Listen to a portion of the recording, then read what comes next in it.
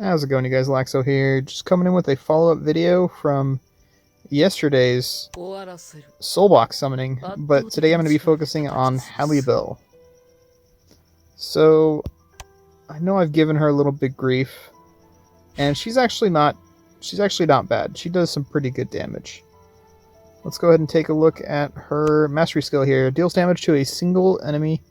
If Halibel HP is higher than 50%, this attack deals 40% increased damage. Otherwise, she regenerates 20% of HP she has already lost. If she is in the front row, chances are her HP is going to be above 50%, so she will do extra 40% damage, which is good. And if she's in the front row, then her HP might be below 50%, which will make her gain 20% of HP back that she has already lost. And that is already lost, not 20% of HP total. Let's go ahead and take a look at her passive here. Each time an allied character dies, Halibel regenerates 15% of her current HP and gains 300 rage. When Halibel Resurrection dies, the damage reduction rate of all allies is increased for 2 rounds. Looks like the damage rate isn't too bad. Damage reduction rate.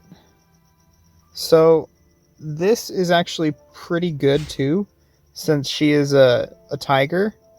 She already recovers rage when an ally dies or when an enemy dies. So that's actually pretty good. Looks like she's going to regenerate probably 400 HP or 400 rage if an ally dies, which is really great, because if 2 ally dies, she's pretty much guaranteed to have her rage skill go off immediately the next turn. That is if she's not silenced or anything. Let's go ahead and take a look at her rage skill now. Alright, her rage skill is actually quite long here, but let's go ahead and take a quick look here. Deals damage to the enemy front row. If the target's back row has any characters in the field, the damage is increased by 70%. Halibel Resurrection gains 20% increased rage skill damage for each ally character that has died. Halibel regenerates 30% of the HP she has lost after using this skill. As you can see, she pretty much thrives off other characters dying on her team, which is actually quite a sad thing to think about. But nonetheless, I mean, she gets a lot of rage back and a lot of damage when somebody on your team dies. So, let's go ahead and take a look at if her weapon is awakened. After the weapon is awakened, damage is greatly increased. As you can see, it's about 30%. Damage is greatly increased, and if the target of the attack is a single enemy, this skill deals 100% additional damage, and there's a 30% chance to stun the target for 1 round.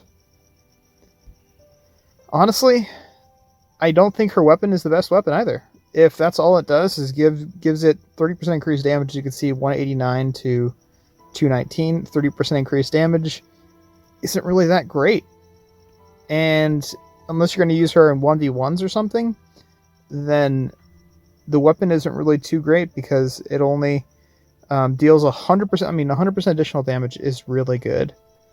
But if there's only one enemy on the field, chances are it's going to have low HP, so it's going to be really easy to kill at that point. So the weapon's not really needed unless you plan on using her in 1v1s. And let's go ahead and run her real quick. As you can see, I have a team set up here. I have just a bunch of tanks in the front row that help regen rage or heal. In the back row, I have a couple front row attackers just so we can compare damage here.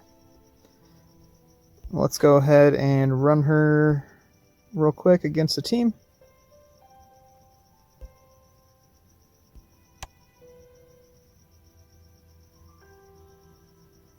Let's see here. Let's go ahead and run her against Tyroga. Alright. So she does do some pretty good damage, actually. So just so long as she doesn't get one shot, she will do some really good damage to the front row.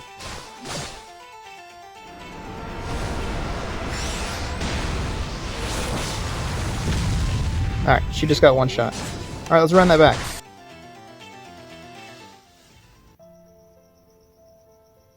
Another good thing I really like about her is she's skill specialty, and chances are she's going to go up against defense specialty characters in the front row.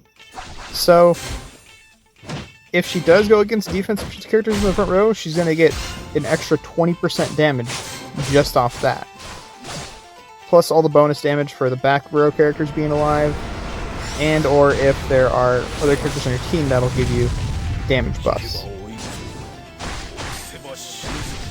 Alright, so she wasn't...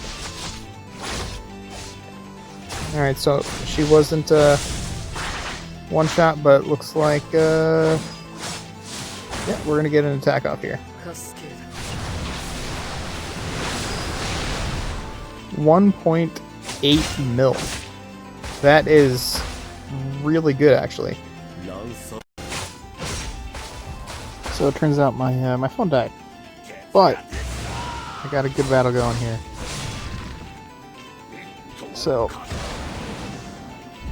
one thing that's really good about her that is not necessarily too great about someone else who attacks the front row like Aizen is that she's a skill specialty, so she does the extra 20% damage to all the defense specialty characters. This is not necessarily a good demonstration of that because he doesn't have any defense specialty characters in the front row, but even with that you'll be able to see right here.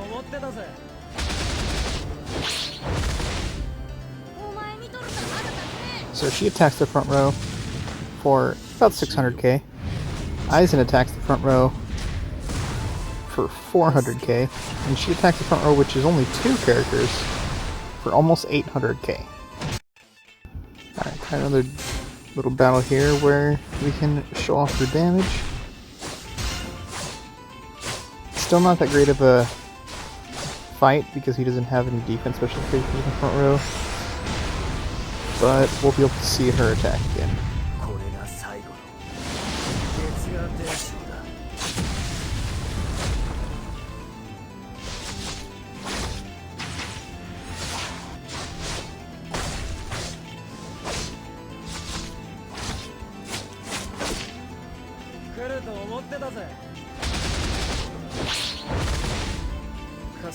You also gotta remember that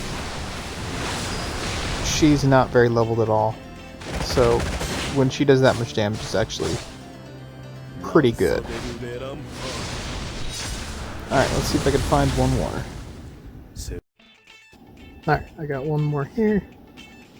Take a look at here so you can see that she did more than half the damage of the entire team here. Not a bad battle. Let's go ahead and launch it real quick.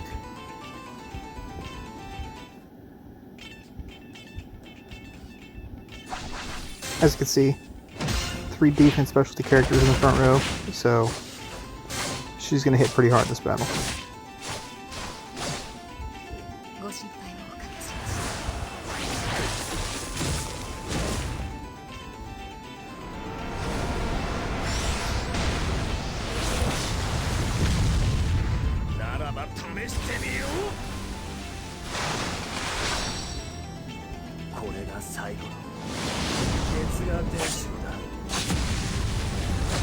To be honest with you guys though, I'm not a real big fan of characters that attack only in the front row.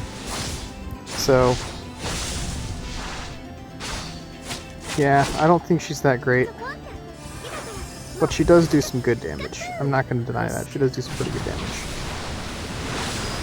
So, she hit 2 of the 3 front row characters since she got immune. And she did about 1 million. So 1.5 million if she attacks all 3 characters. That's pretty freaking good. A character like Aizen, he's not quite going to do that much damage, since his damage is, you know, very slow at first, but it really ramps later. But you'd have to put him on a team that has a bunch of tanks and is going against a bunch of tanks. so it would have to last a while. But if you just want to one-shot the front row, or try and, you know, do a lot of damage in the beginning of the battle, maybe you could toss, like, War Soul of Azure on her, and hope that she attacks and does a lot of damage. Try and ramp up her damage really fast early. But nonetheless, I don't think she's a bad character. But that'll pretty much wrap up this video anyways. I will catch you guys in the next one. If you guys haven't already subbed, feel free to sub. I would really appreciate it. And if you have any questions, feel free to shoot me in the comment section, comment, and I'll get back to you.